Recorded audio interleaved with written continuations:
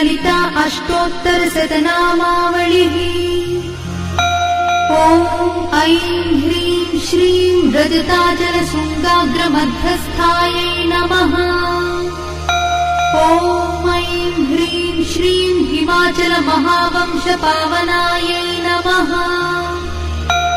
ॐ ऐं ह्रीं श्रीं शङ्करार्धाङ्गसौन्दर्यशरीरायै नमः। ॐ ऐं ह्रीं श्रीं लसन्मरकतस्वच्छविग्रहायै नमः। ॐ ऐं ह्रीं श्रीं महातिशयसौन्दर्यलावण्यायै नमः।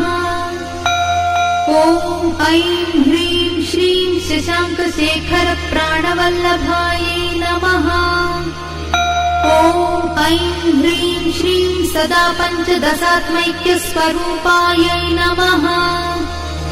ॐ ऐं ह्रीं श्रीं वज्रमाणिक्यकटककिरीटायै नमः। ॐ ऐं ह्रीं श्रीं कस्तूरीतिलकोल्लासितनिटलायै नमः। ॐ ऐं ह्रीं श्रीं भस्मरेखाङ्कितलसन्मस्तकायै नमः। ॐ ऐं ह्रीं श्रीं विकचाम्भोरुहदळलोचनायै नमः। ॐ ऐं ह्रीं श्रीं शरच्चाम्पेयपुष्पाभनासिकायै नमः। ॐ ऐं ह्रीं श्रीं लसत्काञ्चनताटङ्कयुगलायै नमः। ॐ ऐं ह्रीं श्रीं मणिदर्पणसङ्काशकपोलायै नमः। ॐ ऐं ह्रीं श्रीं ताम्बूलपूरितस्मेरवदनायै नमः। ॐ ऐं ह्रीं श्रीं सुपक्वदाडिमीबीजरदनायै नमः। ॐ ऐं ह्रीं श्रीं कम्बुपूगसमच्छायकन्धरायै नमः। ॐ ऐं ह्रीं श्रीं स्थूलमुक्ताफलोदारसुहानायै नमः। ॐ ऐं ह्रीं श्रीं गिरीशबद्धमाङ्गल्यमङ्गलायै नमः। ॐ ऐं ह्रीं श्रीं पद्मपाशाङ्कुशलसत्कराब्जायै नमः। ॐ ऐं ह्रीं श्रीं पद्मकैरवमन्दारसुमालिन्यै नमः। ॐ ऐं ह्रीं श्रीं सुवर्णकुम्भयुग्माभसकुचायै नमः। ॐ ऐं ह्रीं श्रीं रमणीयचतुर्बाहुसंयुक्तायै नमः। ॐ ऐं ह्रीं श्रीं कनकाङ्गदकेयूरभूषितायै नमः।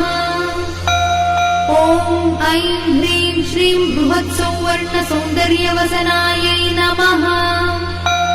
ॐ ऐं ह्रीं श्रीं बृहन्नितम्बविलसज्ञघनायै नमः।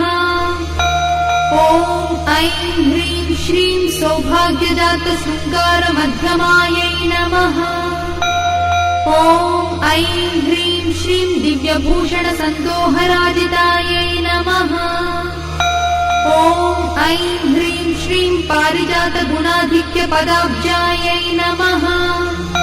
ॐ ऐं ह्रीं श्रीं सुपद्मरागसङ्काशचरणायै नमः। ॐ ऐं ह्रीं श्रीं कामकोटिमहापद्मपीठस्थायै नमः।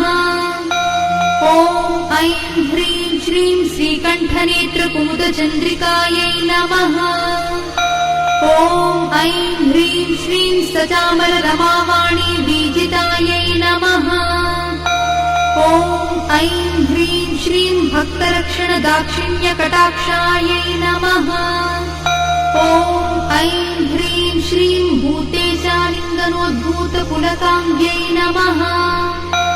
ॐ ऐं ह्रीं श्रीं अनङ्गजनकापाङ्गवीक्षणायै नमः। ॐ ऐं ह्रीं श्रीं ब्रह्मोपेन्द्रशिरोरत्नरञ्जितायै नमः। ॐ ऐं ह्रीं श्रीं शचीमुख्यामलवधूसेवितायै नमः। ॐ ऐं ह्रीं श्रीं लीलाकल्पितब्रह्माण्डमण्डलायै नमः।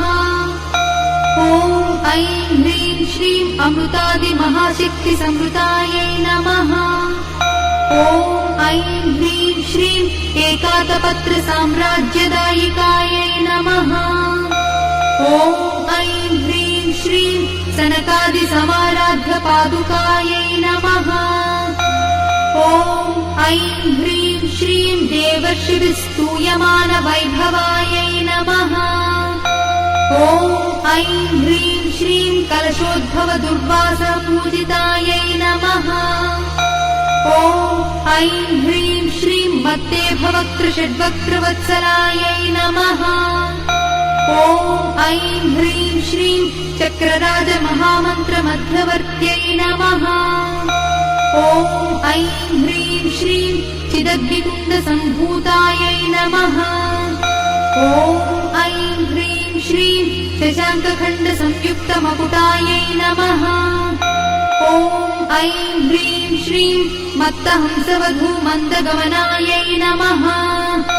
ॐ ऐं ह्रीं श्रीं मन्दारुजनसन्दोहवन्दितायै नमः। ॐ ऐं ह्रीं श्रीं अन्तर्मुखजनानन्दसंयुक्तायै नमः। ॐ ऐं ह्रीं श्रीं पतिव्रताङ्गनाभीष्टफलदायै नमः। ॐ ऐं ह्रीं श्रीं अव्याजकरुणापूरपूरितायै नमः। ॐ ऐं ह्रीं श्रीं नितान्तसच्चिदानन्दसंयुक्तायै नमः। ॐ ऐं ह्रीं श्रीं सहस्रसूर्यसंयुक्तप्रकाशायै नमः। ॐ ऐं ह्रीं श्रीं रत्नचिन्तामणिगृहमध्यस्थायै नमः। ॐ ऐं ह्रीं श्रीं हानिवृद्धिगुणाधिक्यरहितायै नमः। ॐ ऐं ह्रीं श्रीं महापद्माटवी मध्यभागस्थायै नमः। ॐ ऐं ह्रीं श्रीं जाग्रत्स्वप्नसुषुप्तीनां साक्षिभूत्यै नमः। ॐ ऐं ह्रीं श्रीं महापापौघपापानां विनाशिन्यै नमः। ॐ ऐं ह्रीं श्रीं दुष्टभीतिमहाभीतिभञ्जनायै नमः। ॐ ऐं ह्रीं श्रीं समस्तदेवदनुजप्रेरकायै नमः। ॐ ऐं ह्रीं श्रीं समस्तहृदयाम्भोजनिलयायै नमः। ॐ ऐं ह्रीं श्रीं अनाहतमहापद्ममन्दिरायै नमः। ॐ ऐं ह्रीं श्रीं सहस्रारसरोजातवासितायै नमः। ॐ ऐं ह्रीं श्रीं पुनरावृत्तिरहितपुरस्थायै नमः। ॐ ऐं ह्रीं श्रीं वाणी गायत्री सावित्री संस्कृतायै नमः। ॐ ऐं ह्रीं श्रीं रमाभूमिसुताराध्यपदाब्जायै नमः। ॐ ऐं ह्रीं श्रीं लोपामुद्रार्चितश्रीमच्चरणायै नमः। ॐ ऐं ह्रीं श्रीं सहस्ररतिसौन्दर्यशरीरायै नमः। ॐ ऐं ह्रीं श्रीं भावनामात्रसन्तुष्टहृदयायै नमः। ॐ ऐं ह्रीं श्रीं सत्यसम्पूर्णविज्ञानसिद्धिदायै नमः।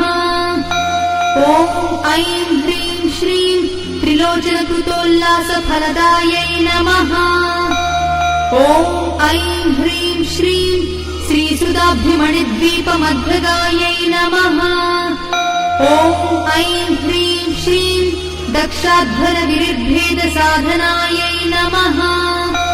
ॐ ऐं ह्रीं श्रीं श्रीनाथसोदरीभूतशोभितायै नमः।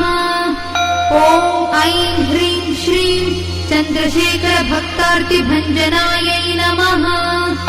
ॐ ऐं ह्रीं श्रीं सर्वोपाधिविनिर्मुक्तचैतन्यायै नमः। ॐ ऐं ह्रीं श्रीं नामपारायणाभीष्टफलदायै नमः। ॐ ऐं ह्रीं श्रीं सृष्टिस्थितितिरोधानसङ्कल्पायै नमः। ॐ ऐं ह्रीं श्रीं श्रीषोडशाक्षरी मन्त्रमध्यगायै नमः। ॐ ॐ ऐं ह्रीं श्रीं अनाद्यन्त स्वयंभूत दिव्यमूर्त्यै नमः। ॐ ऐं ह्रीं श्रीं भक्तहंसवरे मुख्यवियोगायै नमः। ॐ ऐं ह्रीं श्रीं मातृमण्डल संयुक्त ललितायै नमः। ॐ ऐं ह्रीं श्रीं भण्डदैत्य महासत्त्वनाशनायै नमः। ॐ ऐं ह्रीं श्रीं क्रूरभण्ड शिरच्छेद निपुणायै नमः। ॐ ऐं ह्रीं श्रीं धात्रच्युत सुराधीश सुखदायै नमः। ॐ ऐं ह्रीं श्रीं चण्डमुण्ड निशुम्भादिखण्डनायै नमः। ॐ ऐं ह्रीं श्रीं रक्ताक्षरक्तजिह्वादिशिक्षणायै नमः। ॐ ऐं ह्रीं श्रीं महिषासुरदौर्वीर्यनिग्रहायै नमः। ॐ ऐं ह्रीं श्रीं अभ्रकेश महोत्साहकारणायै नमः। ॐ ऐं ह्रीं श्रीं महेशयुक्तनटन तत्परायै नमः। ॐ ऐं ह्रीं श्रीं निजभर्तृमुखाम्बोज चिन्तनायै नमः। ॐ ऐं ह्रीं श्रीं वृषभध्वज विज्ञान भावनायै नमः। ॐ ऐं ह्रीं श्रीं जन्म मृत्यु जरा रोग भञ्जनायै नमः। ॐ ऐं ह्रीं श्रीं विधेय मुक्ति ज्ञान सिद्धिदायै नमः। ॐ ऐं ह्रीं श्रीं कामक्रोधादि षड्वर्गनाशनायै नमः। ॐ ऐं ह्रीं श्रीं राजराजार्चित पद सरोजायै नमः। ॐ ऐं ह्रीं श्रीं सर्ववेदान्त संसिद्ध सुतत्वायै नमः। ॐ ऐं ह्रीं श्रीं वीरभक्त विज्ञान निधानायै नमः। ॐ ऐं ह्रीं श्रीं अशेष दुष्टदनुज सूदनायै नमः। ॐ ऐं ह्रीं श्रीं साक्षात् श्री दक्षिणामूर्ति मनोज्ञायै नमः। ॐ ऐं ह्रीं श्रीं हयमेधाग्र सम्पूज्य महिमायै नमः। ॐ ऐं ह्रीं श्रीं दक्ष प्रजापति सुता वेषाढ्यायै नमः। ॐ ऐं ह्रीं श्रीं सुमपाणीक्षु कोदण्ड मण्डितायै नमः। ॐ ऐं ह्रीं श्रीं नित्ययौवन माङ्गल्य मङ्गलायै नमः। ॐ ऐं ह्रीं श्रीं महादेव समायुक्त शरीरायै नमः। ॐ ऐं ह्रीं श्रीं महादेव रत्योत्सुक महादेव्यै नमः। श्री ललिता अष्टोत्तर शतनामावळि